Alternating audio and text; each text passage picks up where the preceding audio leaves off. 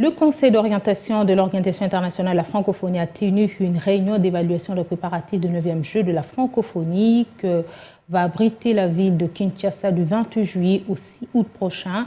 Cette séance a été dirigée en visioconférence par son président, le Sénégalais Léopold Germain Senghor, et sur place à Kinshasa par la directrice du Comité international des Jeux ainsi que la nouvelle administratrice de l'OIF en mission à Kinshasa. Tenue ce jeudi 13 avril, la première réunion du Conseil d'orientation des Jeux depuis l'octroi des 9e Jeux à la République démocratique du Congo a tablé sur la seule question: où en est-on avec les préparatifs de 9e Jeux de la francophonie? Dirigé en visioconférence par son président, le Sénégalais Léopold Germain Senghor est sur place à Kinshasa par la directrice du Comité international des Jeux de la francophonie Zaïne Amina, en présence de la nouvelle administratrice de l'OIF, Caroline Saint-Hilaire, ainsi que les délégations françaises, belges et canadiennes.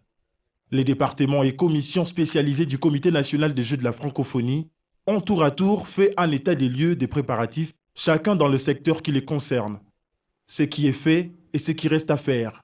Le directeur national, quant à lui, a présenté le tableau général de la situation.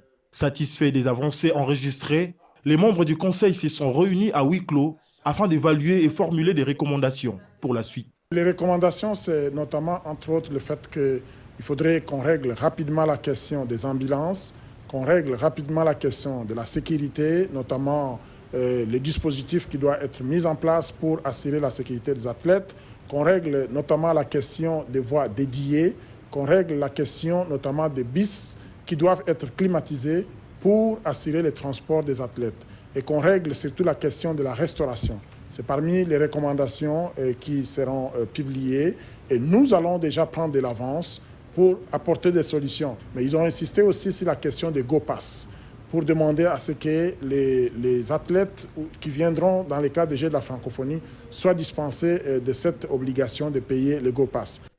En attendant la publication de toutes les recommandations, le directeur national a rassuré que les autorités locales travaillent d'arrache-pied pour que le 9e jeu soit un succès.